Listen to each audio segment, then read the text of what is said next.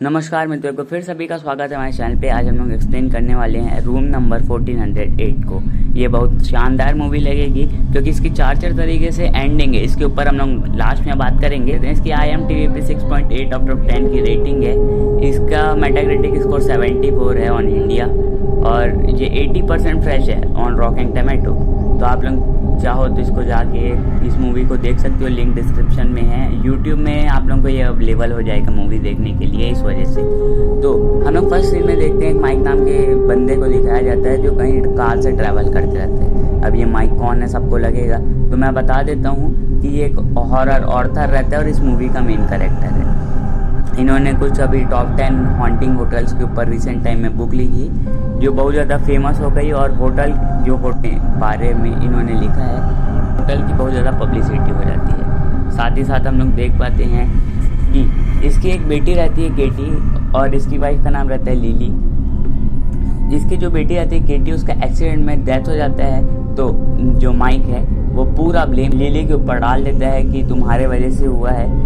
इस वजह से इन लोगों का कुछ रिलेशनशिप खराब चल रहा था बहुत ज़्यादा। साथ ही साथ हम लोग को देखने के लिए मिलता है कि माइक की डैड है, वो बोलते थे कि पैचअप कर लो, पर वो गुस्से में आके उन्हें होल्डेज होम भेज देता है। इनका डिवोर्स नहीं हुआ था माइक और लिली का, पर इन लोग अलग अलग घर में रहते थे। अब इस सीन के शिफ्ट होने के बाद हम लोग देख पाते हैं माइक एक समुद्र किनारे वाली जो होटल रहता है वहाँ से इनविटेशन आता है, तो वहाँ जाता है। वहाँ समुद्र रहता है, वहाँ डाइविंग करने के लिए चल देता है। उसके बाद हम लोग देखते हैं बहुत बड़ी वेव आती है, उसको नीचे ले जाती है। साथ में हम लोग देख पाते हैं कि कुछ टाइम का सीन जब शिफ्ट होता है तो वो बेहोश हुआ किनारे में, समुद्र के किनारे में पड़ा रहता है। उसे जैसे तैसे होश आता है, फिर वो उसका रीडिंग सेशन रहता है तो वहाँ जाता है। अब उसके बाद हम लोग देखते हैं कि रीडिंग सेशन ख़त्म होने के बाद सबको जब ये ऑटोग्राफ देते रहता है, तो इन्होंने बहुत टाइम पहले कुछ बुक लिखी थी, द लॉन्ग रोड होम। इनका बहुत ज़्यादा पुराना बुक रहता है। उसको वो लेके आती है और वो लड़की क्वेश्चन करती है क्या ये आपके डैड और आपके रिलेशनशिप के ऊपर बेस्ड है, तो साफ इनकार कर देता है माइक। उसके बाद हम लोग देखते हैं कि ये सब ख़त्म होने के बाद वो जाते हैं पोस्ट ऑफिस, और वहाँ पे ध्यान जाता है एक डॉल्फिन होटल का रहता है, और वहाँ पे कुछ रूम नंबर 1408 रहता है। उसको प्लस करने पे 13 आता है, और ये जो 13 नंबर है बहुत ज़्यादा हॉरर रहता है, ऐसा मतलब बहुत सारी जगह बोला जाता है। इसके ऊपर बहुत ज़्यादा केस स्टडी करते हैं। उसके बाद हम लोग देखते हैं ये वहाँ होटल में कॉल करते हैं और बोलते हैं रूम नंबर 1408। ना वो डेट बोलते हैं ना और कुछ। वहाँ से जो रूम सर्विस है वहाँ से बोलते हैं रूम्स आर नॉट अवेलेबल। उसके बाद माइक दूसरे दिन होटल ही पहुँच जाते हैं और रिसेप्शनिस्ट से मिलते हैं और रूम नंबर 1408 के बारे में बात करते रहते हैं। तो वो डायरेक्ट उन्हें रूम देने के वजह वो मैनेजर से मिलाते हैं जिनका नाम रहता है मिस्टर ओलेंता।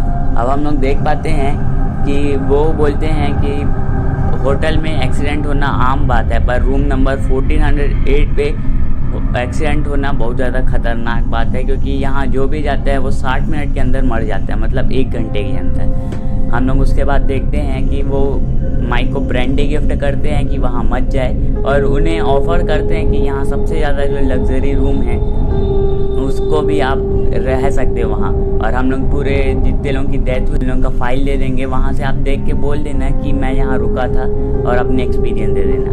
पर माइक नहीं मानता और वो बोलता है कि मुझे जाना है। फिर लास्ट में कन्वर्सेशन ख़त्म होते हुए हम लोग देखते हैं और मिस्टर ओकली हम लोग देखते हैं कि वो हार मान जाते हैं और उनको वो रूम दे देते हैं। उसके बाद वो खुद जाते हैं ऊपर उनसे छोड़ने जो वहाँ के मैनेजर रहते हैं माइक को। अब हम लोग देखते हैं कि लिफ्ट की तरफ जाता है, तो माइक को लगता है कि इन लोग 13 फ्लोर को 14 फ्लोर बोलते हैं, क्योंकि वहाँ ऊपर में कोई 14 फ्लोर था ही नहीं। उसके बाद हम लोग देख पाते हैं 1400 रूम नंबर 1408 में जब वो लास्ट टाइम उसे छोड़ते हैं तब वो भी बोलते हैं कि मत जाओ, तब भी वो चल देते हैं।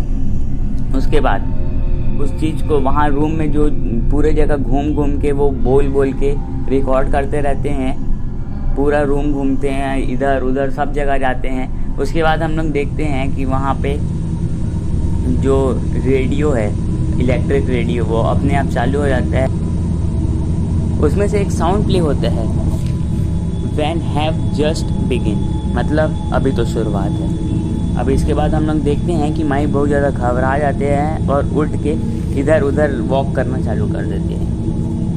और यहाँ पे का सीन सबसे बढ़िया लगता है मुझे, जब टेम्परेचर अपने आप एकदम हाई हो जाते हैं। इसके बाद तुरंत के तुरंत माइक रूम सर्विस को फ़ोन करता है और वहाँ से एक इलेक्ट्रीशियन आता है, पर इलेक्ट्रीशियन अंदर आने से डर रहा था और वहाँ बाहर से ही माइक को बताता है कि उसको कैसे ठीक करना है उसके रेगुलेटर को, और फिर वहाँ से वो ठीक कर देता है। फिर उसके बाद वाले सीन में हम लोग देखते हैं कि वो ब्रांडी पीते रहते हैं। उसके बाद फिर से 8:07 में फिर से ये म्यूज़िक प्ले होता है, वी हैव जस्ट बिगिन। इसका मतलब आपको पता है अभी तो शुरुआत है।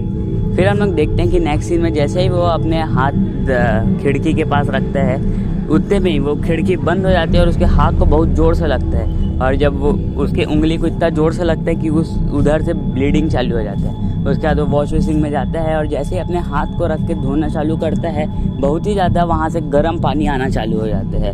इस वजह से माइक बहुत ज़्यादा अपसेट हो जाता है और उसे लगता है कि इस मैनेजर का ये सब किया धर है। अब उसके बाद वो जैसे ही रूम सर्विस को फ़ोन करने आ रहता है, उधर से एक रूम सर्विस की तरफ से फ़ोन आता है, पर ये फ़ोन रूम सर्विस की तरफ से ही आता है, पर उधर उस तरफ कोई और रहता है और रूम सर्विस तो नहीं रहती, पर उधर एक भूतिया आवाज़ रहती है। और इस आवाज़ को सुन के माइक कुछ समझ ही नहीं पाता, उसे थोड़ा अजीब सा लगना चालू हो जाता है और उसके बाद ये कॉल कट हो जाता है। और माइक इतना ज़्यादा फ्रीक आउट हो गया था कि वो अपने फैमिली के साथ जो अच्छे टाइम स्पेंड किए हैं वो सबको सोचना चालू हो जाता है। और उसके बाद हम लोग देखते हैं कि वो अपने आप टेलीविज़न पे शो होना चालू हो जाता है, और हम लोग देखते हैं कि माइक के आसपास जहाँ वो बहुत लोग जो मरे थे उनके घोस्ट दिखने चालू हो जाते हैं। और नेक्स्ट सीन में उसे अपने डैड भी दिखाई देने लग जाते हैं और उसे ऐसा लगता है कि वो अपने आप को जैसे तैसे कंट्रोल करता है। उसे लगता है कि हेलुसिनेट हो रहा है, क्योंकि इसने अभी ब्रांडी पी है, वो भी मिस्टर ऑकलैंड द्वारा दी गई। इस वजह से उसे लगता है, और हम लोग देखते हैं कि वो जाता है मेन डोर के पास और उसे खोलने की कोशिश करता है, पर वो लॉक रहता है और नहीं खुलता।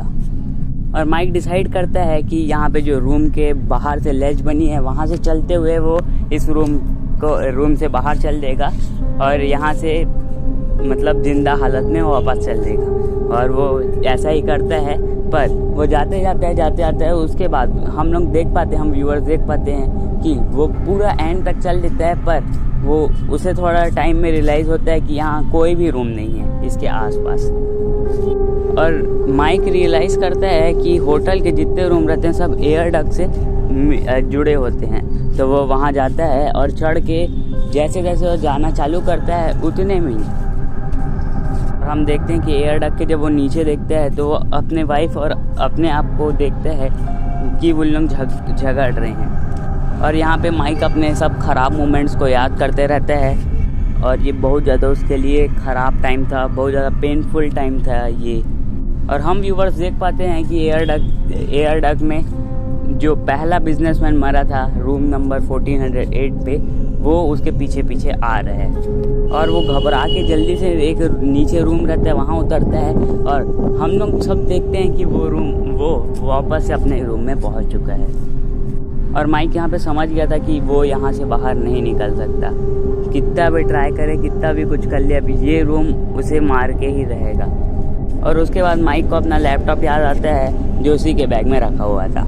इसके बाद हम लोग देख पाते हैं, हम व्यूअर्स देख पाते हैं कि वो लैपटॉप निकाल के अपनी वाइफ लिली को कॉल करता है और वो माइक उसे बोलता है कि पुलिस को भेजने के लिए रूम नंबर 1408 पर। फाइनली उसकी बात को समझते हुए वहाँ पे वो पुलिस को फ़ोन कर देती है। साथ में हम देखते हैं कि रूम का फायर स्प्रिंकलर सिस्टम ऑन हो जाता है, जिसकी वजह से लैपटॉप भीग चुका था, मतलब गीला हो गया, और यहाँ पे वो जो कॉल थी वो कट हो जाती है।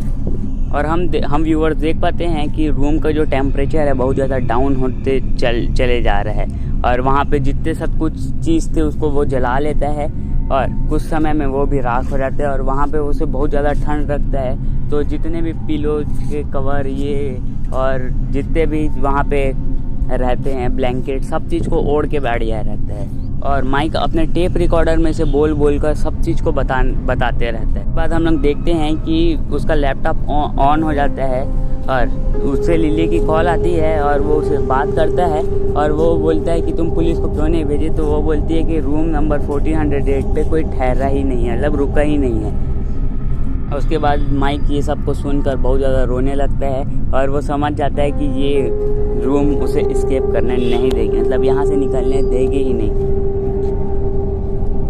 यहाँ पे हम लोग देखते हैं कि माइक की इमेज बहुत ज़्यादा क्लियर हो जाती है अपने आप, और अपने आप बात करना चालू कर देता है लिली के साथ, और वो उसे भी बुला लेता है। इसके बाद हम लोग देखते हैं कि माइक भी, जो लिली है वो भी वहाँ आती है। इस सीन में हम लोग देखते हैं कि माइक यहाँ पे अपना लैपटॉप को फेंक देता है, बंद करने की बहुत ज़्यादा कोशिश करता है, पर ये लैपटॉप बंद ही नहीं होता और जो लिली है वो वहाँ आती है। उसके बाद हम लोग देखते हैं कि जैसे ही वो अपने लैपटॉप को फेंकता है उतने में पूरा रूम शेक होना चालू हो जाता है, और वहाँ पे एक पेंटिंग रहता है, वहाँ से अपने आप बहुत सारा पानी आना चालू हो जाता है, एकदम पूरा रूम भर जाता है। और नेक्स्ट मोमेंट हम लोग देख पाते हैं कि जब जैसे ही माइक की आँख खुलती है तो वो समुद्र के किनारे रहता है। वहाँ के आसपास के लोग उसको हॉस्पिटलाइज करते हैं। उसके बाद उसकी वाइफ लिली वहाँ आती है।